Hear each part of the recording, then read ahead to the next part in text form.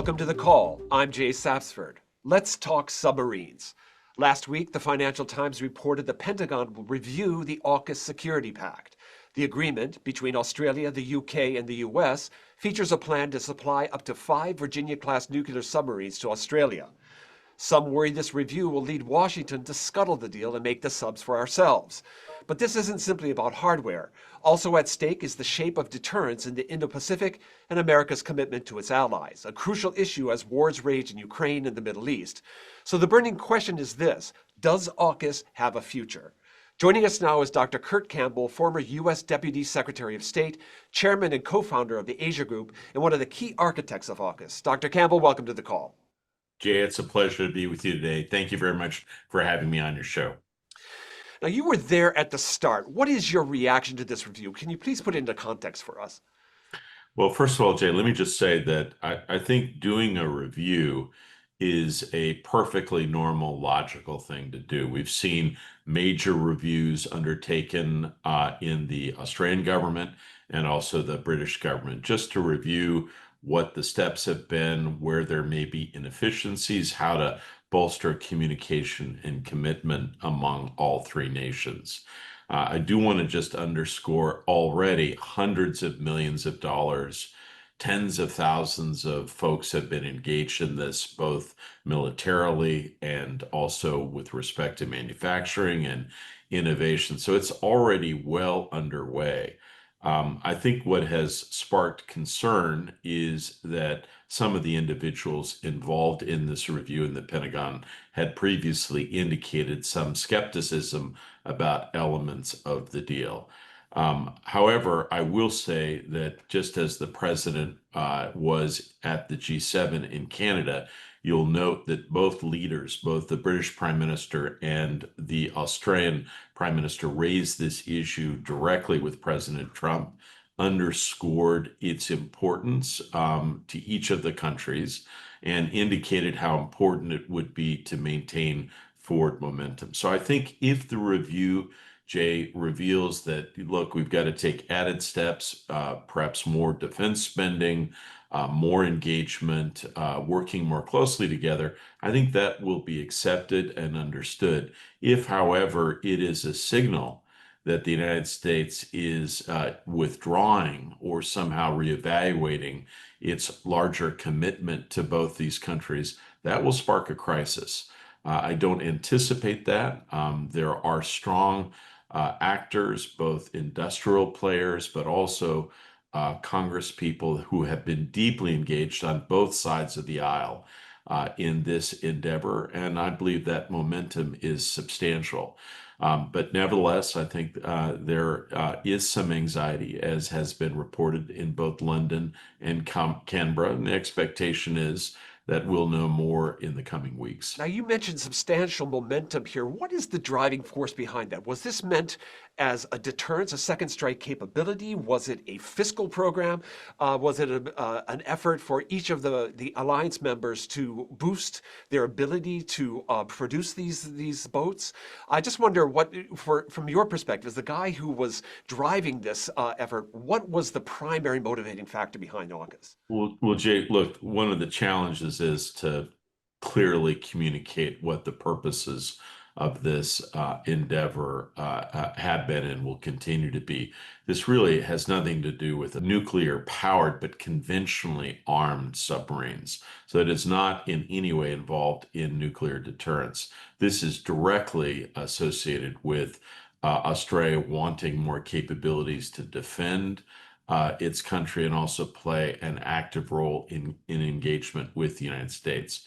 But what it also does is further link and engage the United States, Australia, and Great Britain, our three closest allies in common pursuits, naval activities, but also, as you know, there is a second element of AUKUS, which involves deep engagement in developing joint technologies. So I think the idea behind it is still valid. Facing challenges on the global stage, allies have to band together and work constructively to maintain peace and stability. It is clear, Jay, that there are those in the Trump administration that have argued that allies and entanglements may be contrary to American strategic interests. I fundamentally disagree with that approach. I believe that the United States security is much better taken care of by closer coordination among our closest allies and partners. And there are no allies and partners closer than Australia and Great Britain. This chart that we're putting up right now shows who's got the most nuclear-powered submarines, and the U.S. is clearly out front. You've called our submarine game the jewel in the crown of our defense industrial capacity, but China dominates the world shipbuilding with 50% of global capacity. How quickly can China close the gap?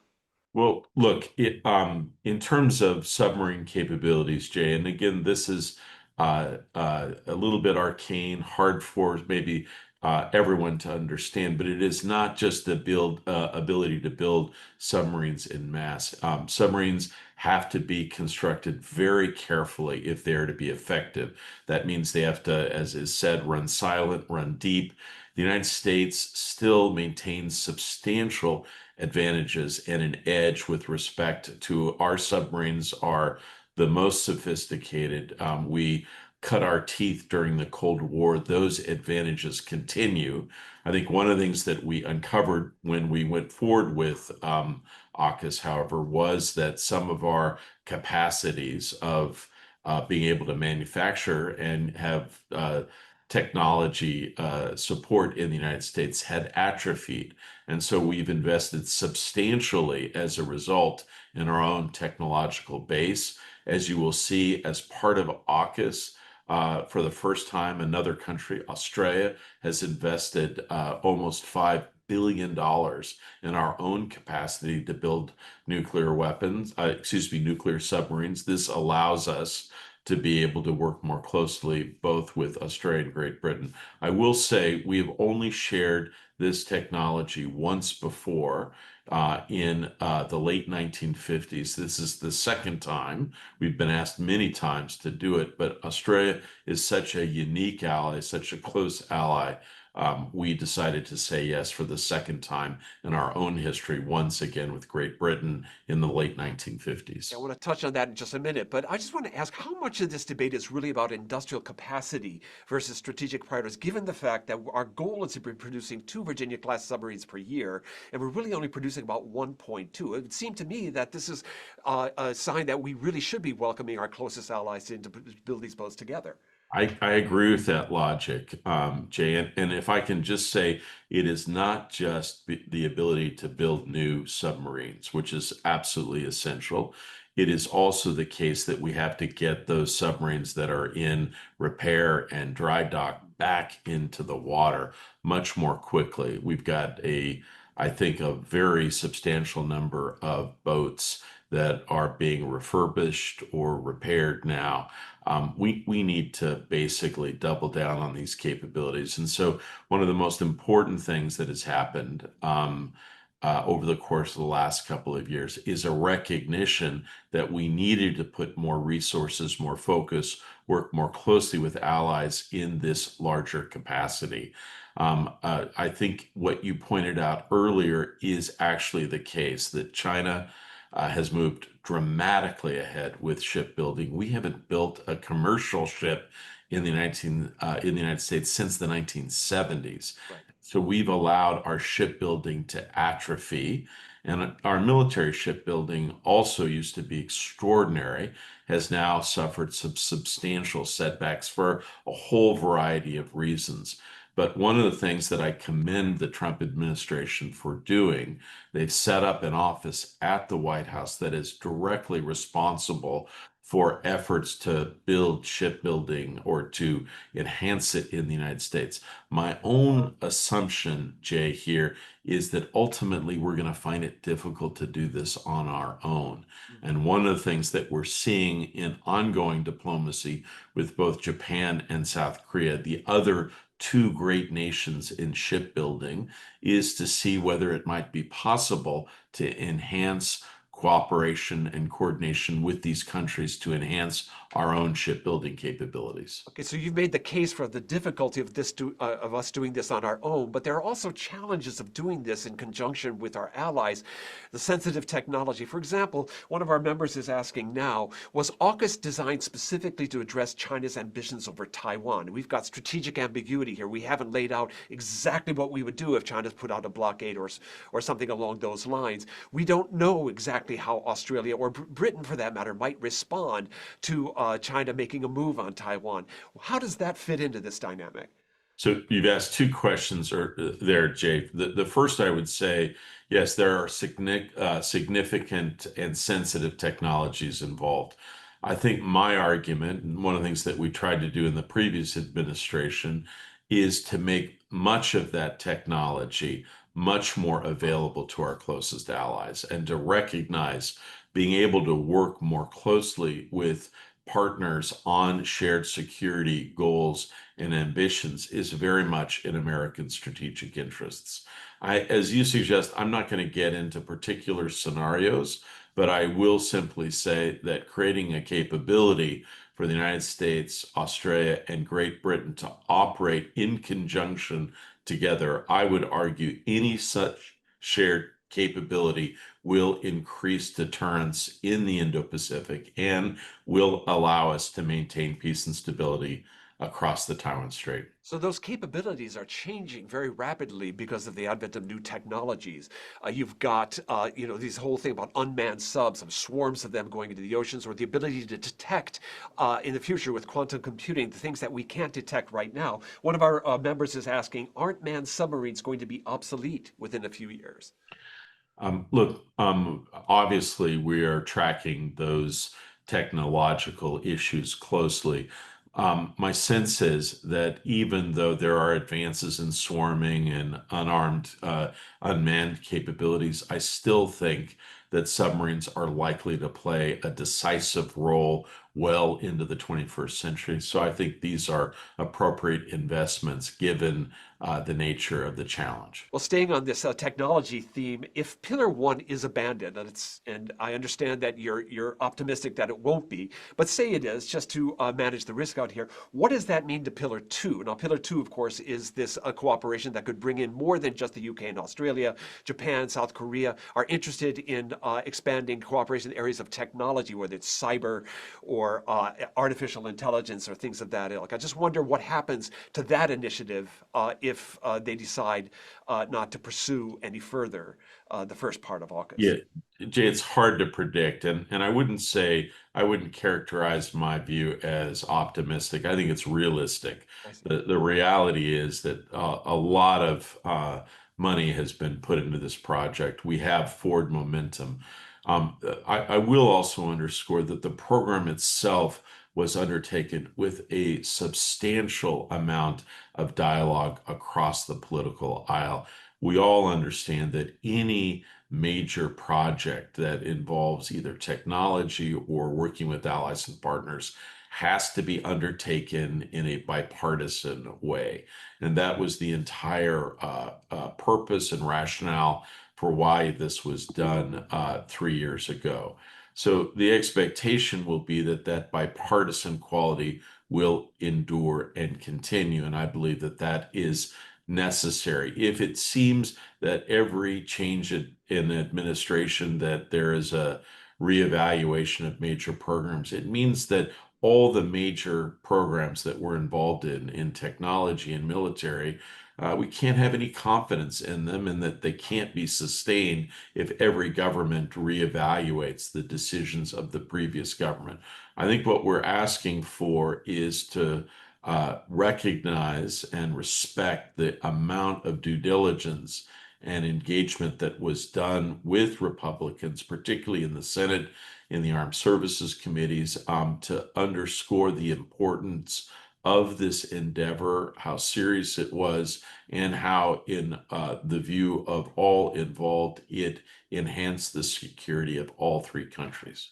In enhancing the security, I noticed in the headlines this morning, Japan and the Philippines just conducted another joint exercise. China is conducting its own, including one recently off the coast of Australia.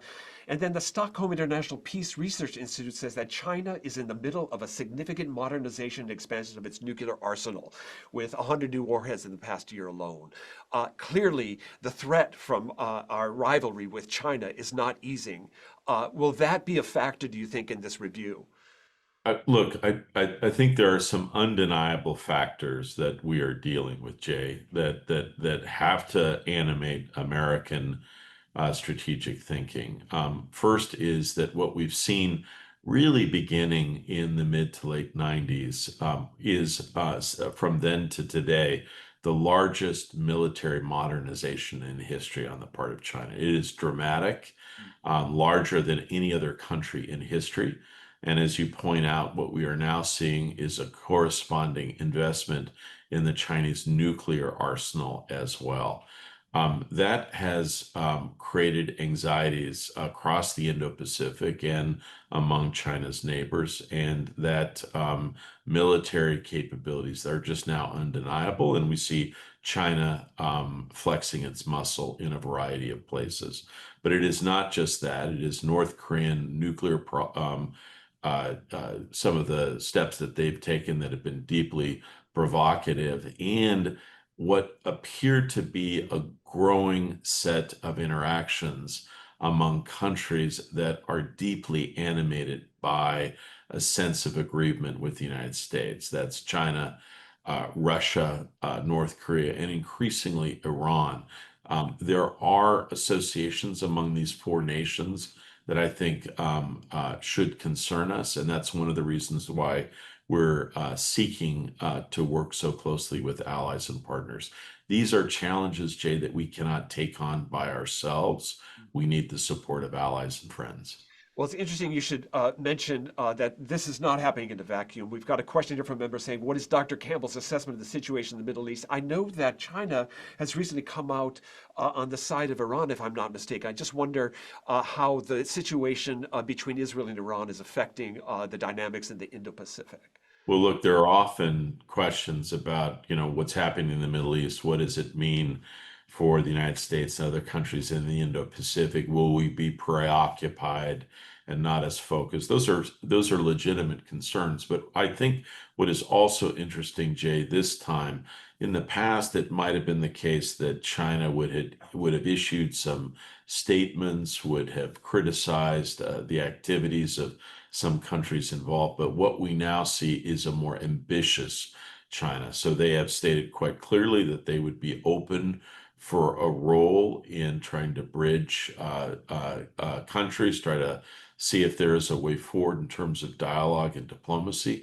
But it also appears that they're providing armed assistance to Iran. That's a significant step, and I think probably complicates the circumstances in the Gulf region today.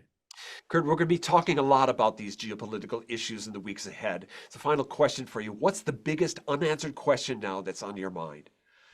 I think the biggest question for me is what the fundamental nature of the relationship between the United States and China. What does it look like in the Trump administration? And we are seeing so many different chords. You have some hardliners in the administration that are very much animated about the strategic competition between the United States and China. You see others that are focused more on the trade imbalances and the economic relationship between the two sides. And even further, you see the statements on the part of President Trump seeking to have a strong relationship with President Xi. So in many respects, the jury is still out. The administration fundamentally has not signaled the kind of relationship it wants between Beijing and Washington. That's what I'm going to be looking for in the months ahead. Kurt Campbell, former U.S. Deputy Secretary of State, Chairman and co-founder of the Asia Group, thank you so much for joining us today. Thank you, Jay. Thank you very much. All right, our audience has gotten their shot of informational espresso and is ready to tackle the day. Missed a live episode? Catch the replay on our website, LinkedIn, or on YouTube. You can also listen to the call's podcast edition on Apple, Spotify, or wherever you get your podcasts. Thank you to our members for joining us today. This has been The Call, brought to you by the Global Intelligence Desk, asking the right questions to navigate uncertain times.